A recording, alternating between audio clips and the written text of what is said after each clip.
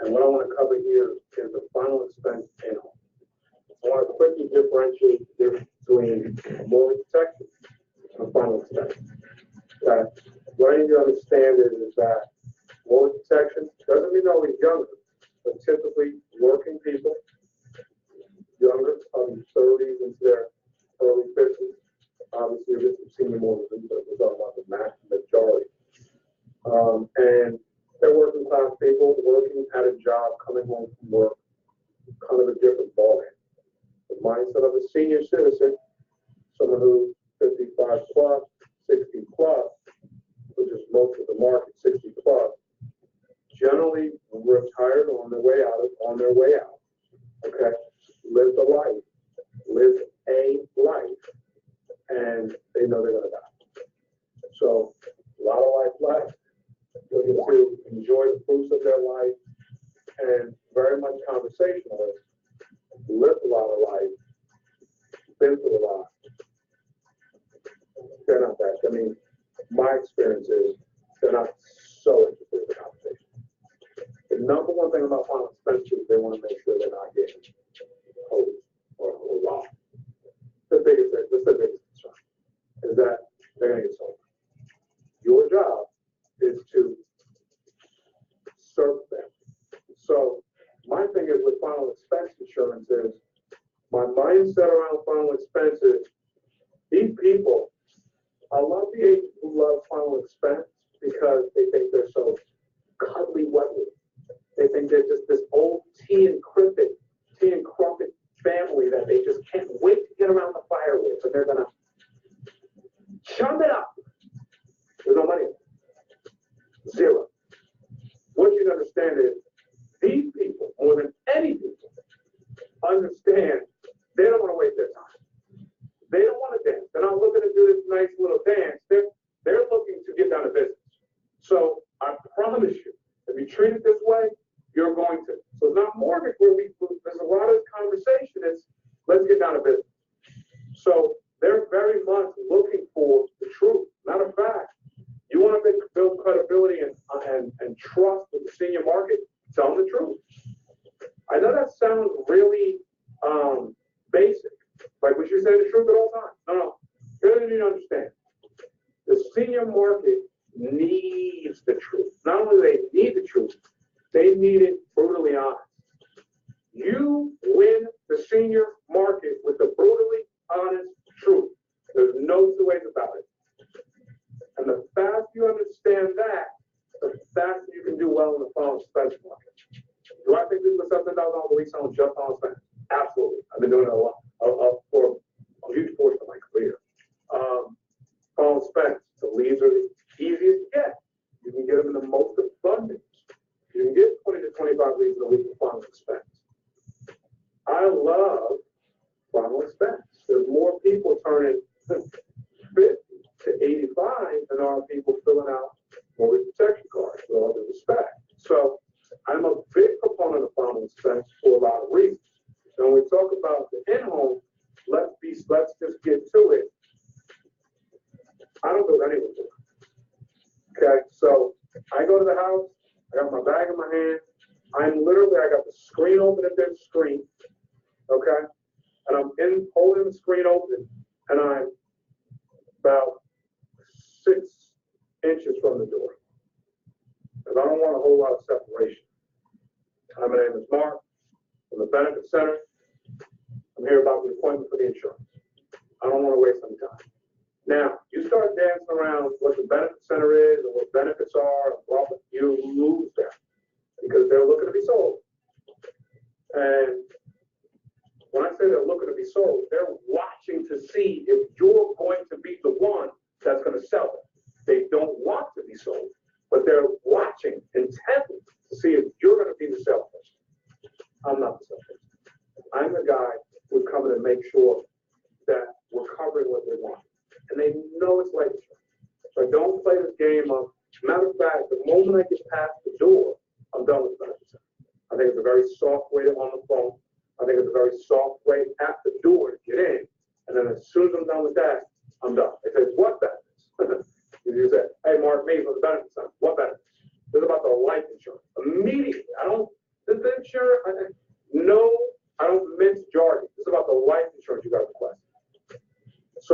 get in the house. Now I want to go find a table that makes sense. And what I'll typically try to do if there's a chair against the wall, I'll sit at the chair that's against the wall. This way nobody's confused. So it's chair, wall, head, chair. This way, if it's husband and wife, I don't have to, because if I sit here and there's a chair against the wall, the wife might try to sit here and the husband might try to sit here. So I sit at the wall, I've already set it up. They're not going to come around the table to sit. So this is all intentional. This is how it works. So I don't do a lot of reporting.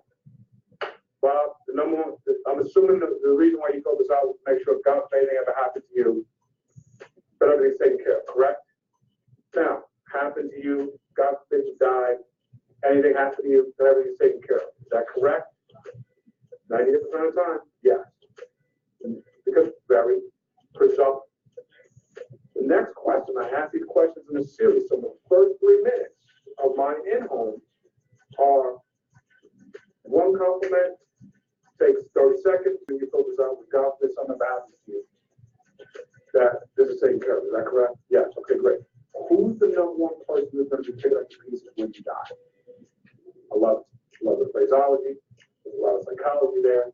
Who's the number one person that's going to be picking up the pieces when you die? My daughter. Okay, now, is your daughter local? I always ask that. The reason I ask that is I want to know if I'm in New Jersey, is the daughter flying in from Tennessee to handle the funeral arrangements? Or is the daughter locally where they can handle it pretty quickly? Does the daughter come over a lot? Meaning, okay, great, they're local. I guess you have a pretty good relationship, correct? Okay, that's your only child. So see how I'm kind of building rapport, but that's not the objective. The objective is to get information, but they're talking. That's good. So why are we talking? Bob, do you have any life insurance coverage? Any? Yes. Okay, great. What do you have, God forbid you die? Something small. What is that? 7,000. Okay. So I'm assuming you were looking for more insurance if God forbid you die, the 7,000 will take care of a lot, correct? Very substantive, very presumptive. Okay. So let's say Bob says, I already have insurance.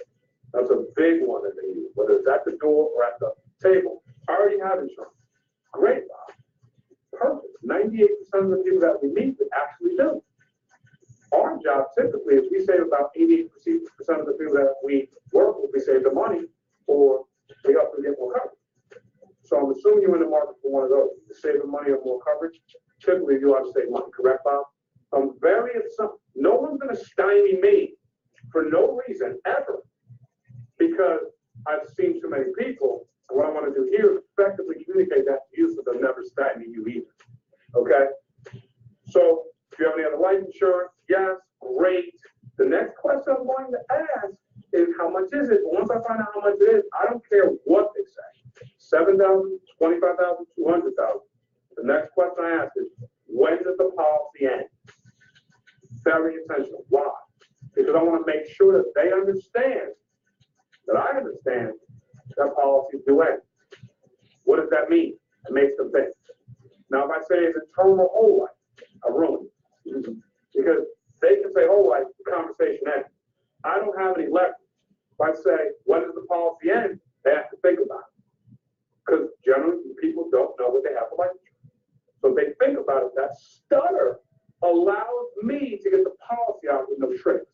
I don't use tricks to get the policy out. What I say is, okay, so when does that policy end? Well, I think it's a life policy. Yeah, it's a life insurance. When does it end? Okay, do you have the policy, Bob? Well, the reason why I'm asking you the policy, if I get any objection at all, is you're 67. Your daughter's going to be the number one person to pick up the piece when you die. What I've seen a lot in my time in this industry is people don't monitor their policies year in, year out. So they have no idea what they have. A lot of people don't even know where their policies are. It's a little embarrassing, don't you agree? I mean, you die, your daughter now has to pick up the pieces, and she's got to shuffle through all this paper. It's immature. So, Bob, what we should do is find the policy, because I review a lot of policies in my career. One of the number one things I do to make sure that everything you think it is. It's better to know right now, going into the winter of your life, than to pass away and have no idea what you left your daughter. The entire reason for me coming over is so that we can make sure she's protected. So that's about a 92% they get the policy out. I know the percentage is funny, but they get the policy out about 9 out of 10 times. It's not that easy. They know where the policy is. They're just playing games. And I don't play games. And I'm not going to play games. Now, you see how truthful I've been so far, right? Because I'm not looking at, I've hit on everything with the maximum amount of truth that I can do it with at that time. Before it's built already. Because why? To them, 60, 65, 70, 75 years of age, they've been divorced. They've seen people, they've lost plenty of people, family members, they've lost plenty of friends. They've been diagnosed with stuff. They have friends and family that's been diagnosed with stuff. They got kids, they got grandkids. They've got the stripes of life. So they're not interested in this laughing up dance. I'm not telling you can't be humorous, but by God, be true. So we get the policies out, and I say, Bob, I'm here for 2 reasons. Number one, I got to see what you're eligible for. Not everyone's eligible. So I'm a big takeaway guy. I'm taking it off the table immediately. Not everyone's eligible. Not even sure if you can qualify. And number two, I got to see if we can find something that works for you financially. So do me a favor, Bob. If you grab 2 things, number one, your driver's license. Number 2, any prescription drugs you take it, and we can get rolling. By that point in time, I don't have any objections, and I have a client. Now, anything went awry in those first 5 minutes, I move all my chips into the middle of the table, and I see if we're doing business today or not. I have no time to waste because I book a lot of appointments, and I don't have any time to waste. That's fair, right? So what I want to do is put you in that position to have a lot of appointments, not waste a lot of time, but also protect families, get checks. So when I go through that, now I get into the financial inventory by taking out their driver's license, getting all the information, and the number one question I'll ask, do you have anything else that acts like life insurance? Like a 401k, IRA, money market account, CD, stocks, and bonds. Because this is the market that's been saving their whole life, that whether it's money they have or don't have, I want to know about it to see if I can help them with an annuity. And this is the way we do it. So from a final expense standpoint, I got a couple different things going on. I got the application, which tells me the question is verbatim. I'm trying to read it to the question. The company wrote the question. America wrote the question. So if America wrote the question, that's what they want. I don't need to turn it into something it's not. Now I need to match the question with the drug guy. So you know, if they're taking a drug that may conflict with this question, does the drug conflict with the fact that they can get insurance? And what's going to tell me that? The drug guide. Okay? The drug guide is going to tell me that. So I have all my drug guides on an electronic document, so I can move through it quickly. I move through everything from my phone. Final expense market is phenomenal. Why? Because you should pay $5,000 to $7,000 a week on final expense, because generally every time you leave the house, you know if it's approved or not. If it's American e-app, if it's other companies, it's a phone interview, but you want to position yourself to, literally have policies issued, paid by the time you leave the house,